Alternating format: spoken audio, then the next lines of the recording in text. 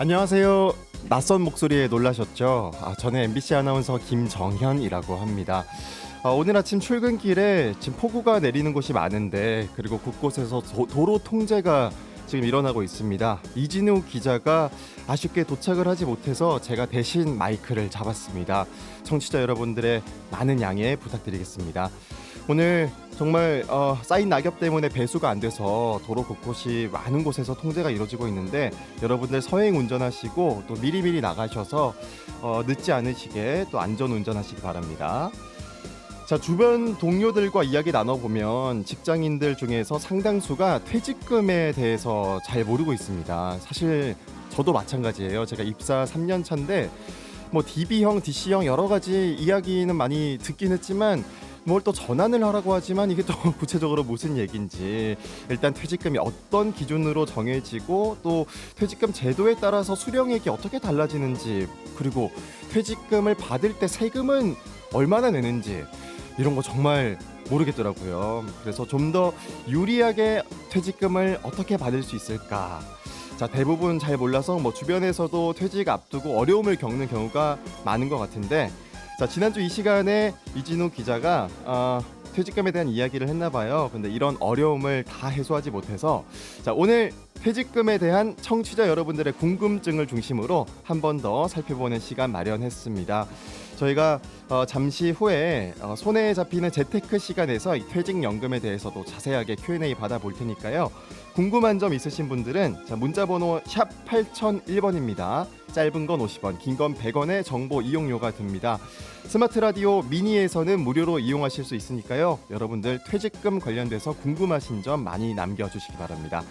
자, 11월 19일 목요일 손에 잡히는 경제 광고 듣고 와서 바로 돌아오겠습니다. 네, 오늘 도로 통제로 도착하지 못한 이진우 기자를 대신해서 진행하고 있습니다. MBC 아나운서 김정현입니다. 자, 경제 뉴스 먼저 챙겨 들으려고 하는데 SF+ 김치형 경제 뉴스 큐레이터 나왔습니다. 안녕하세요. 네, 안녕하세요. 네, 첫 번째 소식. 네. 정부가 바이오 헬스 분야에 3년간 10조 원을 투입한다는 소식입니다. 네, 네, 좀 전해주세요. 정부가 직접적으로 하는 건 아니고요. 아마 예. 10조 원 정도를 이끌어낼 수 있다라는 차원에서 발표를 한 것 같은데요. 어제 문재인 대통령이 송도의 한 바이오 행사에 참석을 했습니다. 예. 이 자리에서 이제 이런 얘기를 했고요. 바이오 헬스 산업 사업화 촉진 및 기술 역량 강화를 위한 전략 발표라고 이름을 달았습니다. 바이오 헬스 분야라면 뭐 의약품, 뭐 네. 의료기기 뭐 이런 쪽인가요? 맞습니다. 예. 한 세 가지 정도로 저희가 얘기를 하는데요. 예. 의약품, 그러니까 약을 만드는 회사들, 그리고 의료기기, 그러니까 그와 관련된 의료 산업에 사용되는 기계들, 네. 그리고 디지털 헬스케어, 뭐 앱으로 어떤 그 헬스와 관련된 소프트웨어를 만든다든지 네. 서비스를 한다든지 이런 것들까지 다 포함된 바이오 헬스 산업의 3대 분야라고 얘기를 하는데요. 예.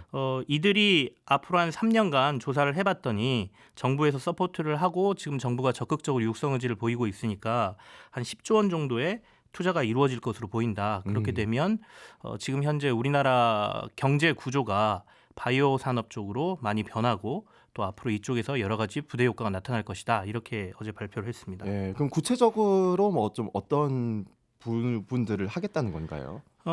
실제로 보면 이제 정부가 네. 이렇게 돈을 투입할 수 있도록 분위기를 만들어주고 실제로 산업 현장에서 회사들이 돈을 투입하기 시작하면 여러 가지 일들이 이제 벌어지게 되는 거죠. 그 중에 정부가 가장 강조하고 싶어 하는 것은 거기서 만들어지는 부대 효과들입니다. 그러니까 흔히 말하는 고용 창출 효과를 좀 강조를 어제 많이 했거든요. 네네. 그러니까 아무래도 지금 청년 실업이라든지 그리고 여러 가지 산업 구조 조정이 코로나 사태 이후에 벌어지다 보니까 고용 문제가 좀 심각해지고 있지 않습니까? 예. 그러니까 이쪽에 이렇게 10조 원의 자금이 투자되게 되면 앞으로 3년 내에 우리가 계획하는 대로 만약에 의약품 산업이 연평균 한 23% 성장을 하고 의료기기가 10% 성장을 해주고 헬스케어 산업이 한 40% 정도 성장을 해준다라고 하면 2023년까지 이쪽 분야의 생산 평균이 한 20% 늘고 9,300명 규모의 신규 고용 창출이 일어날 것이다 이렇게 얘기를 하고 있고요. 단순하게 이런 효과만 기대하는 게 아니라 정부는 이쪽에 개발 공정 인력을 키우는 쪽에 뭐 서포트를 한다든지 아니면 R&D 쪽에 인허가 부분을 좀 개선을 해준다든지 여러 가지 정책적인 도움을 주겠다 이렇게 발표를 했습니다. 네, 알겠습니다. 바이오 헬스 분야에 3년간 10조 원을 투입한다는 소식 전해드렸고요. 자, 다음은 대한항공 소식인데 네네. 오너 조원태 한진그룹 회장 측과 그 사모펀드죠. 네네. KCGI 여기 KCGI에서 소송을 여기 제기를 했군요. 그렇죠. 이제 사는이 대한항공 쪽에 돈을 지원을 하면서 아시아나항공을 인수하게 해주겠다라고 이제 발표를 했지 않습니까? 네네. 이제 기정사실화가 됐고요. 시장에서는 대한항공과 아시아나항공을 결합해서 코리아나항공이 탄생하는 거냐 이런 얘기도 지금 웃자는 소리로 하고 있는데요. 사실은 대한항공 쪽은 조원태 한진그룹 회장이 KCGI 이른바 강성구 펀드라고 불리는 곳과 경영권 분쟁을 지금 한 2년째 하고 있었던 상황이거든요. 그런데 사는이 이제 조원태 회장을 돕는 방법으로 해서 아시아나항공을 인수하는 구조를 발표를 하게 되니까 이 KCGI 강성구 펀드 쪽에서 네. 이번 그 가장 핵심인 삼자 배정 유상증자에 대해서 신주 발행 가처분 신청을 어제 법원에 냈습니다. 신주 발행 가처분 신청. 유상증자라는 게 새로운 주식을 발행하는 것을 이제 저희가 유상증자라고 하지 않습니까? 네네. 그러니까 새로운 주식을 발행하면 안 된다. 이걸 막아달라라고 법원에다 신청을 했다 이렇게 보시면 되거든요. 그럼 이게 기존 주주들의 어떤 뭐 그 권리를 침해한다라고 생각을 한 건가요? 그렇죠. 그러니까 네. 기본적으로 회사가 증자를 한다라고 하면 뭔가 돈이 필요하거나 커다란 투자가 행해질 때 하게 돼 있는데요. 아니면 회사의 부채 비율이 높아서 재무를 건전하게 한다거나. 근데 강성부 펀드 측에서는 현재 한진그룹의 한진칼이라는 지주회사를 통해서 이제 증자를 하게 되는데 네. 증자를 하기 위한 명분이 뚜렷하지 않다. 그러니까 이미 부채 비율도 그렇게 높지도 않은 상황에서 왜 지주회사에다가 돈을 줘서 이 인수를 하게 만드느냐. 대한항공이 아시아나항공을 인수하려면 예. 아시아나항공으로 하면 되지 않느냐. 이거는 결국에는 우리랑 경영권 분쟁을 하고 있는 조원태 회장을 돕는 거다. 그러니 신주 발행을 막아달라라고 법원에다 신청을 제기한 겁니다. 그렇군요. 그러면은 아까 말씀하신 삼자 배정 네. 유상증자라고 하셨나요? 이게 뭐 불법인가요? 아니면 뭐 이게 흔히 일어나는 일인가요? 불법도 아니고요. 예. 유상증자는 기업이 결정할 수 있는 예. 상장사들은 언제든지 결정할 수 있는 문제긴 한데 결정할 때 여러 가지 규정들은 있습니다. 그래서 삼자 배정 유상증자 같은 경우에는 시가총액, 그러니까 주식의 값어치를 모두 더한 금액의 30% 이내에서 하게 되면 예. 이사회 결의만 가지고도 할 수 있어요. 근데 이번에 8천억에서 한 5천억 정도를 유상증자를 통해서 사느니 한진칼이라는 제일 위에 있는 회사에 돈을 넣어주기로 했기 때문에 네네. 이거는 30%의 미만에 해당하거든요. 그러니까 주주총회를 굳이 거치지 않아도 되는 방법입니다. 그렇다 보니까 이제 강성구 펀드 쪽에서는 주주들에게 의견도 묻지 않고 그러니까 30% 이내의 금액으로 재빠르게 진행했다라는 불만을 좀 가지고 있고요. 예. 이게 결국에는 지금까지 그 조원태 그 그룹 회장에 대한 여러 가지 비판 여론이 많았었는데 거기에 대한 개선을 위해서 강성부 펀드가 M&A에 들어갔던 거거든요. 네. 그러다 보니까 이제 그런 부분을 개선하지 못하고 결국에는 조원태 회장에게 다시 힘을 실어주는 부정적인 효과가 나올 것이다. 이건 결국 회사의 값어치를 깎아먹는 일이다라고 주장을 하고 있습니다. 네, 알겠습니다. 그리고 혹시 또 다른 소식도 전해 주실 게 좀 있을까요? 뭐 앞서 제가 아시아나항공하고 대한항공 합병 얘기를 제가 드렸는데요. 이 얘기가 전해지니까 시장에서는 아시아나의 마일리지를 지금 적극적으로 맞아요. 쓰려고 하는 사람들의 네, 제가 예. 그렇거든요. 네. 근데 이게 1대1로 또 바뀔 수 있다라는 그런 기사도 또 봐서 예. 조금은 안심을 하고 있었는데. 그래서 지금 마일리지를 사용할 수 있는 게 사실은 항공이나 이런 편에서는 사용을 못 하거든요. 예. 그러다 보니까 뭐 음악 데이터 이용권부터 커피, 음식료 이런 쪽에다 사용이 급격히 늘었다라고 지금 네. 얘기가 나오고 있고요. 근데 그러면은 굉장히 그 가치가 떨어지더라고요. 네. 이게 실제 항공으로 쓸 수 있는 거에 비해서. 사람들의 불안감이 표현되고 있다 이렇게 보면 될 것 같고요. 네. 그리고 토스라는 뭐 회사 얘기를 들어보셨을 텐데 네. 토스가 금융당국으로부터 증권업 라이선스를 획득을 어제 했습니다. 그래서 아마 지금 이용자가 1,800만 명 정도 되는 것으로 알려지고 있는데요. 네네. 증권업 라이선스를 예. 얻었다는 건 어떤 의미죠? 증권업에 진출한다는 네, 얘기고요. 그쵸. 증권사가 네. 하나 탄생하게 되는데 음. IBK 투자증권, KBTV 투자증권이 12년 전에 받은 게 증권업 신규 허가가 마지막이었거든요. 예. 12년 만에 새로운 증권사가 하나 등장한다라는 소식까지 오늘 전해드리겠습니다. 네, 알겠습니다. 자, SF+ 김치형 경제뉴스 큐레이터와 함께했습니다. 오늘 갑작스럽게 저랑 이렇게 호흡을 맞추게 됐는데 많이 도와주셔서 감사합니다. 고맙습니다. 예, 죄송합니다. 늦어서 지금 도착했고요. 예, 김정현 아나운서 감사합니다. 청취자 여러분 그리고 죄송합니다. 제가 가을 내내 여기저기 돌아다니면서 낙엽이 참 좋아서 낙엽은 좀 쓸지 말고 두지 왜 자꾸 빨리빨리 쓰시나 이런 생각을 혼자 했었는데 오늘 그 벌 받은 것 같아요. 죄송합니다. 행복자산관리연구소 김현우 소장님 나오셨어요. 어서 오십시오. 네, 안녕하세요. 고생하셨습니다. 네. 또 오다가 방송 들었는데 김정은 아나운서는 그 잠깐 진행하는 걸 이렇게 잘해버리면 어떡합니까? 위태로우십니다. 조심하셔야 될 것 같아요. 예. 자, 오늘은 지난 시간에 퇴직금 관련해서 궁금한 질문들 저희에게 문자로 보내주셨는데 네. 저희가 다 소화를 못했어요. 그래서 이어서 퇴직금 관련한 질문들을 좀 받아서 김현우 소장께 던져보겠습니다. 네.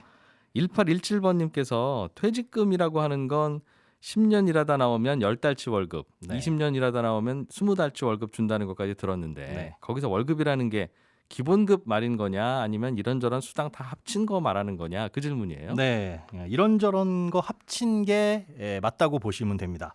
그런데 이런저런 거에 안 들어가는 것들도 있는데 이제 예. 대부분의 것들에 들어갑니다. 일단은 급여 체계라는 거를 우리가 이해를 할 필요는 있을 것 같아요. 일단 기본급이라고 하는 게 있죠. 정해진 노동 시간 내 이 노동에 대한 임금. 그런데 뭐 아르바이트로 치자면은 이게 이제 시급이라고 볼 수가 있겠고. 예. 근데 딱 시간당 임금만 주진 않잖아요. 여기에 뭐 주휴 수당이 붙기도 하고 뭐 이것저것 뭐 회사 같은 경우에 가족 수당도 붙기도 하고요. 밥값, 야근 수당, 특히 뭐 일 더하면 주는 수당도 있잖아요. 그렇죠. 연장 근로 수당이라든가 뭐 이런 것들도 많이 붙는데 예. 그런 것들은 사실 그 기본급은 아니지만 이런 것들도 포함이 됩니다. 이런 예. 것들을 포함한 걸 이제 통상임금이라고 불러요. 그런데 실제로 퇴직금을 계산할 땐 이거 말고도 매달 들어오는 건 아니지만 뭐 1년에 한두 번 정도 주는 떡값이라고 부르는 상여금 같은 것들도 있잖아요. 예. 이런 것들도 포함을 해서 주는데 이런 걸 다 포함한 걸 이제 평균 임금이라고 부릅니다.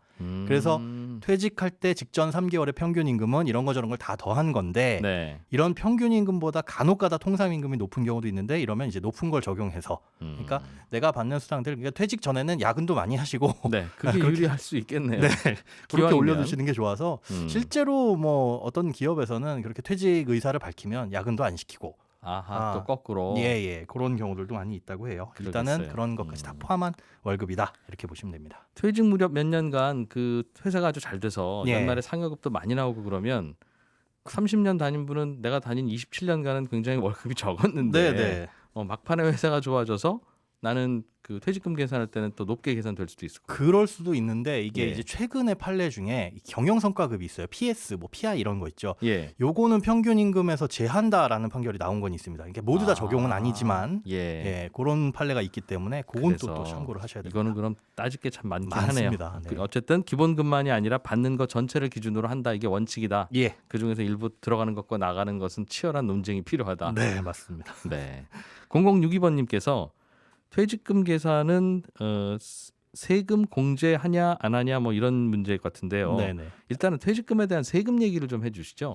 일단 퇴직금을 받을 땐 예. 퇴직소득세라고 해가지고 다른 소득과 완벽하게 분리를 해가지고 계산하는 분류과세입니다. 그러니까 네. 우리가 다른 뭐 양도세라든가 이런 것들은 당신 소득이 얼마예요? 이거 따지지 않잖아요. 그냥 양도세 자체적으로 소득이 한 번 내고 끝. 그렇죠. 그렇게 세금이 매겨지는데 퇴직소득세도 마찬가지고 아마 이번 질문이 약간 헷갈리기는 하는데 그런 질문인 것 같아요. 그러니까 월급 계산할 때 평균 임금 계산할 때 세전 월급이냐 세후 월급이냐 예. 그런 것도 같은데 일단 다 세전입니다. 그러니까 사대보험도 떼기 전 소득을 예. 기준으로 한다라고 보시면 되고 세후 소득으로 기준한다면은 이 소득세 받을 때 세금 한번 떼고 퇴직금 받을 때 세금 또 떼는 거니까 네. 이중과세가 되겠죠. 그러니까 이거는 이제 별도로 분리해서 세전을 기준으로 모든 걸 계산해서 퇴직금을 산출한 다음에 네. 여기에 퇴직소득세라는 걸 계산을 하는데 세율은 근로소득세나 똑같습니다. 뭐 6에서 42%긴 한데 그럼 퇴직금을 2억 받으면 연봉 2억 받은 분이 내는 세금을 내요? 그렇지는 않아요.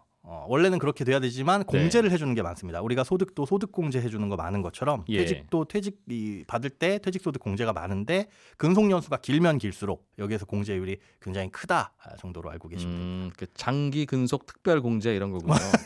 그렇게 부동산 오래 갖고 있으면 좀 깎아주듯이. 네네 근속 연수가 길어지면 많이 공제해주는 그런 세율입니다. 그럼 똑같이 연봉이 예를 들면 뭐 퇴직하시는 분 중에는 높은 분도 있으니까 네네. 연봉이 1억씩 받다가 퇴직하신 분이라도 두 분의 어. 퇴직금은 다를 수 있네요. 다를 수가 있죠. 한 분은 30년 그 회사 다녔고 한 네. 분은 20년 다른 회사 다니다 오셨으면 네. 아 그럴 수 있겠군요. 퇴직금을 주는 건 똑같은데 세금을 떼는 게 달라서 실제 주머니에 들어오는 돈은 다를 수 있습니다. 그렇군요. 알겠습니다. 0617번님께서 직장인인데 임금 피크제를 앞두고 계시다고. 네. 그러면 확정 기여형 DC형으로 전환하는 게 좋다고 하는데 이거 무조건 좋은 건가요? 그게 이제 이런 질문이네요. 네네. 무조건 해야 하는 건 아니지만 네. 무조건 하라고 말씀드립니다. 그러니까 좋은 거죠.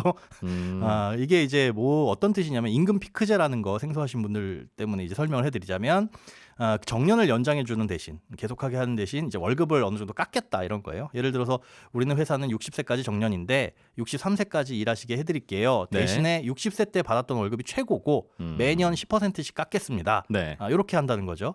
그런데 그러면 퇴직 시기는 60세가 아니라 63세가 되겠고요. 네. 63세가 됐을 때는 거의 30% 넘는 이 월급이 깎인 상태에서 평균 임금이 계산이 되고 네. 여기에 근속연수를 곱하니까 60세 때 나온 것보다 퇴직금이 훨씬 더 줄어들 수가 있어요. 그래서 이런 상황을 방지하고자 임금 피크제가 도입된 회사에서는 임금이 진짜 말 그대로 피크를 찍었을 때 네. 가장 높을 때 일단 퇴직금 한번 정산해서 DB형에서 DC형으로 옮기면 그때 받아야 될 퇴직금을 그대로 이제 DC형으로 가져온다. 예. 그 다음에 남은 3년 동안 일하는 건 1년당 한 달치 월급을 DC형 계좌로 또 넣어준다. 이렇게 보시면 되는데 여기에서 이제 불안해하시는 분들이 DC형은 위험한 거 아니냐. 네. 라고 아시는 분들이 계신데 DC형의 이 종류에도 이 DC형 안에 고를 수 있는 금융상품의 종류에도 다양하게 있습니다. 뭐 펀드뿐만이 아니라 네. 은행의 예금 상품이나 뭐 저축은행 예금 상품, 뭐 ELB라는 상품 이런 것들이 있으니까 안전원거 그러니까 네. 원금 보장형 상품들을 선택을 하시면 돼요. 물론 수익률은 매우 낮겠으나 매우 낮죠. 그러나 그럼에도 불구하고 어차피 연봉이 월급이 깎이는 거라면 예, 퇴직금은 그냥 가만히 DB형으로 있으면 깎이는 거니까 그렇죠. 일단은 다 찾아서 DC형으로 넣고 그렇죠. 그 DC형을 다 은행 예금으로 해주세요. 이렇게 해주면 또 해주면 안전하다. 깎이지는 않으니까 깎이지는 않는다. 반드시 그렇게 해라는 거군요. 그러니까 예, 그게 훨씬 유리하시죠. 세상에 반드시 꼭 이렇게 해야 되는 거는 흔치는 않은데 네. 살다 보면 네, 근데 이번처럼 반드시 이래야 되는 거는 그냥 다 나라에서 해주든 회사에서 해주든 굳이 알아서 개인이 해줬으면 고민하지 좋겠어요. 않게 맞습니다. 해주면 좋겠어요. 예. 모르면 또 손해 보는 거죠. 가만히 있다가 예. 또 적게 받으시는 거 아닙니까? 우선경제를 그래서 많이들 들으셨으면 좋겠습니다. 참 제 입장에서는 그러니까 그런 거 가르쳐 주지 말고 손경제 들으라고 해주세요 해야 되는 건지 손경제 안 들으셔도 되게 좀 해주세요 해야 되는 건지를 모르겠어요. 점차 나아지겠죠. 예. 윤상우님께서 질문을 주셨는데 퇴직을 하셨는데 지금 당장 연금을 안 받으셔도 된다. 그런데 좀 늦게 받기 시작하는 게 좋은 거냐 아니면 그래도 받아야 되는 거냐 이 계산할 때 뭘 좀 고려하면 좋으냐 이 질문을 보내주셨네요. 좋은 질문인데. 일단 뭐 퇴직했는데 퇴직연금이 있으신데 이걸 지금 받을까 나중에 받을까 고민하신다면 당장에 뭐 생활비가 급하지 않으시면 나중에 받는 게 좋을 수 있습니다. 네. 왜냐하면 퇴직금을 받아서 연금으로 받게 되는 그 IRP 계좌에 넣어두게 되면 퇴직금을 받았을 때 쓰는 게 아니기 때문에 세금을 떼질 않아요. 네. 그리고 그 IRP 계좌에서 그냥 비과세로 계속 굴러갑니다. 그런데 보통 우리가 그 IRP 계좌에서 선택할 수 있는 상품들이 뭐 국내 주식형 펀드뿐만 아니라 해외 주식형 펀드 뭐 다양하거든요.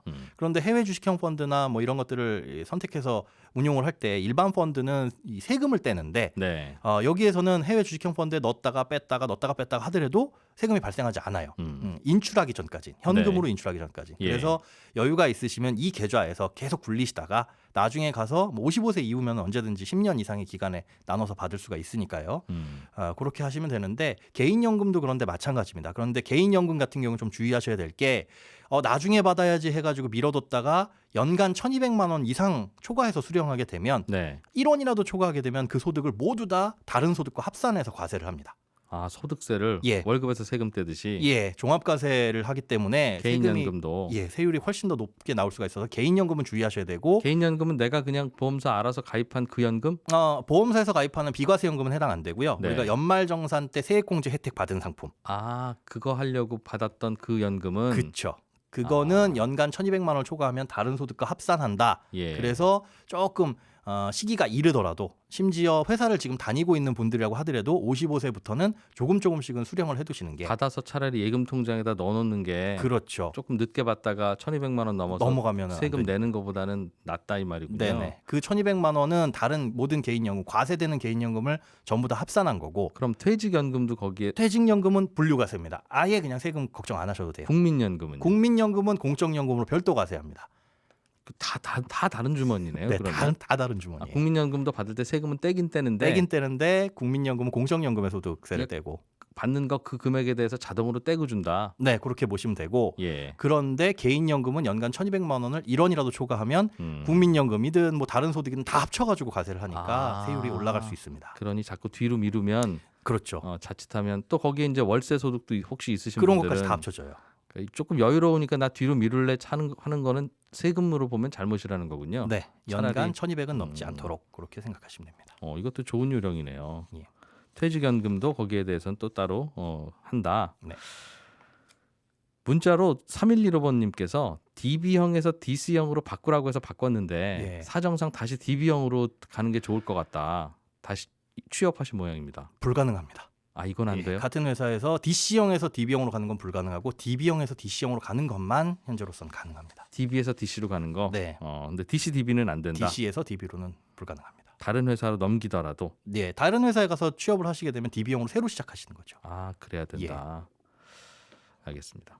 근로계약서의 월급에 퇴직금 다 포함되어 있다라고 급여를 책정해 놨다면 나중에 퇴직금을 따로 못 받습니까? 뭐 이런 질문도 이건 있는데. 불법입니다. 그죠? 네, 받을 수 있습니다. 이렇게 하면 안 돼요. 예. 네, 고맙습니다. 네, 고맙습니다. 예, 행복자산관리연구소의 김현우 소장이었고요. 오늘 늦게 도착해서 죄송합니다. 늦었는데도 또 방송 도와주신 김정현 아나운서께 다시 한번 감사드리고요. 무엇보다 청취자 여러분들께 죄송하고 감사드립니다. 고맙습니다. 이진우였습니다.